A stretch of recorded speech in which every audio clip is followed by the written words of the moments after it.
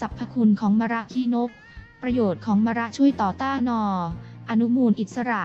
จึงมีส่วนช่วยในชะลอความแก่ชราได้ช่วยเสริมสร้างภูมิต้านทานโรคให้กับร่างกายผลช่วยต่อต้านและป้องกันการเกิดโรคมะเร็ง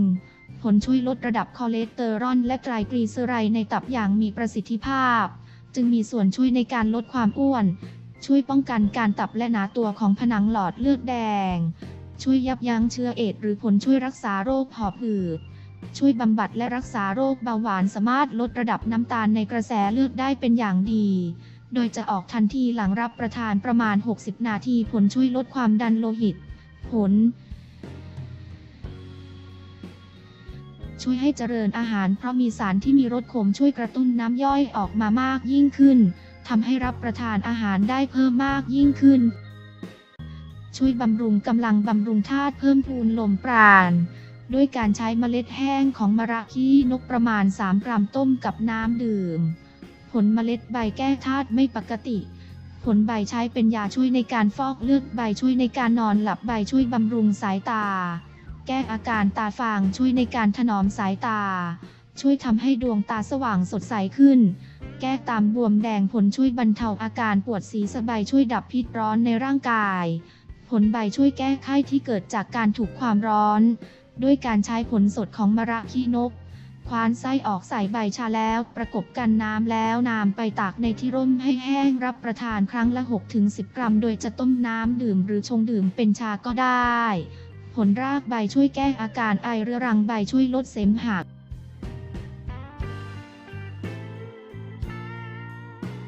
แก้อาการปากเปื่อยลอกเป็นขุยผลใบช่วยแก้อาการปวดฟันด้วยการใช้รากสดของมะระขี้นกประมาณ30 กรัมต้มกับน้ำดื่มหรือใช้เถาแห้งประมาณ3 กรัมต้มกับน้ำดื่มก็ได้รากเถาช่วยแก้อาการร้อนในกระหายน้ำด้วยการใช้ผลสดของมะระขี้นกต้มรับประทานหรือจะใช้รากสดของมะระขี้นกประมาณ30 กรัมต้มกับน้ำดื่มหรือใช้เถาแห้งประมาณ3 กรัมต้มกับน้ำดื่มก็ได้ผลรากใบเถาช่วยในการย่อยอาหารได้เป็นอย่างดีช่วยรักษาโรคกระเพาะด้วยการใช้ใบสดของมะระขี้นกประมาณ30 กรัมต้มกับน้ำดื่มหรือใช้ใบแห้งบดเป็นผงรับประทานก็ได้ใบช่วยรักษาอาการบิดถ้าถ่ายเป็นเลือดให้ใช้รากสดประมาณ120 กรัมต้มกับน้ำดื่มถ้าถ่ายเป็นเมือกให้ใช้รากสดประมาณ60 กรัมน้ำตาลกรวด60 กรัมน้ำมาต้มกับน้ำดื่มผลใบดอกเถาช่วยรักษาอาการบิดถ่ายเป็นเลือดหรือมูกเลือดด้วยการใช้เถาสดประมาณ1 กำมือนำมาใช้แก้อาการบิดเลือดด้วยการต้มน้ำดื่มหรือใช้แก้บิดมูกให้ใส่เหล่าต้มดื่มรากเถาแก้อาการจุดเสียดแน่นท้องผลใบช่วยขับพยาธิด้วยการใช้ใบสดของมะระขี้นกประมาณ120 กรัมนำมาตำคั้นเอาน้ำดื่มหรือจะใช้ประมาณ3 เมล็ดรับประทานเพื่อขับพยาธิตัวกลมก็ได้ช่วยขับระดูใบช่วยบำรุงระดูผลช่วยรักษาโรคริดสีดวงทวารรากมะระขี้นกมีเป็นยาระบายอ่อนๆผลรากใบช่วยขับลม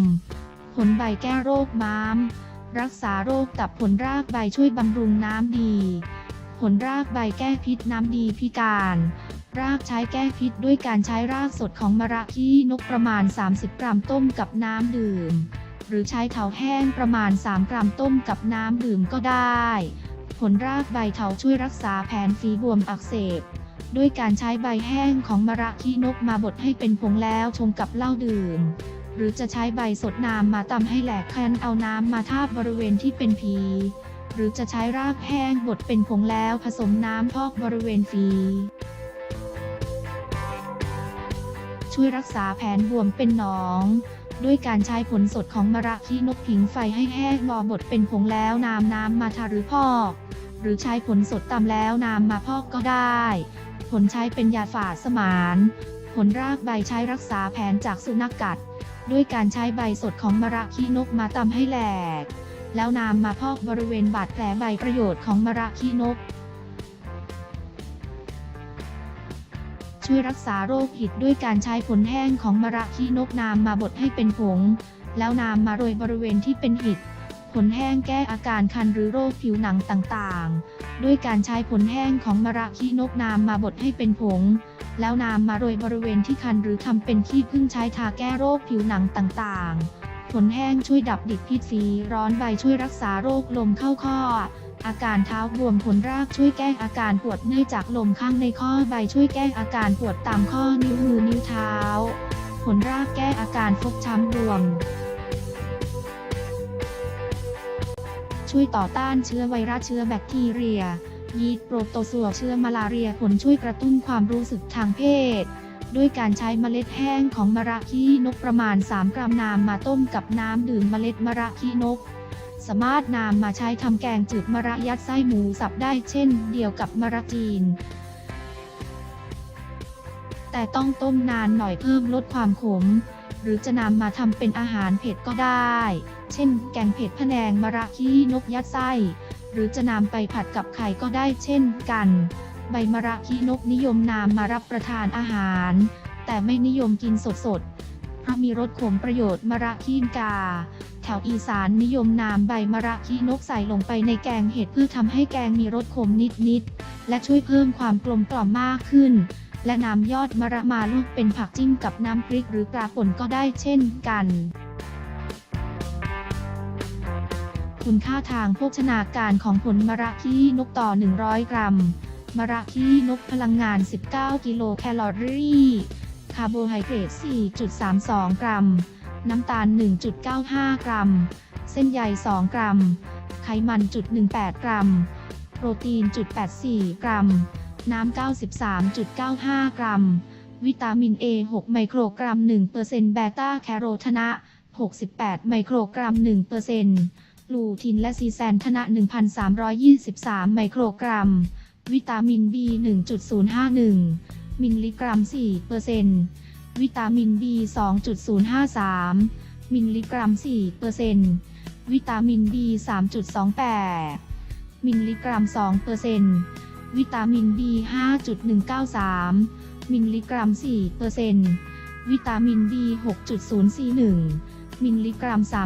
3%วิตามิน B 951 ไมโครกรัม 13% สรรพคุณมะระขี้นกวิตามิน C 33 มิลลิกรัม 40% วิตามิน E 1.14 มิลลิกรัม 1%วิตามิน K 4.8 ไมโครกรัม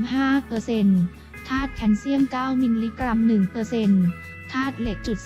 0.38 มิลลิกรัม 3%ธาตุแมกนีเซียม 16 มิลลิกรัม 5%ธาตุแมงกานีส 0.86 มิลลิกรัม 4%ธาตุฟอสฟอรัส 36 มิลลิกรัม 5%ธาตุโพแทสเซียม 319 มิลลิกรัม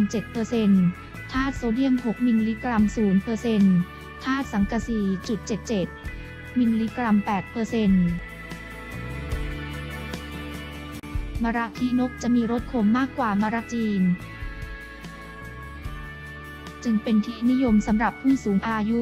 ด้วยการนำผลอ่อนไปต้มหรือเผากินทั้งลูกแต่ถ้าเป็นผลแก่ก็ต้องนำมาควานเมล็ดออกเสียก่อน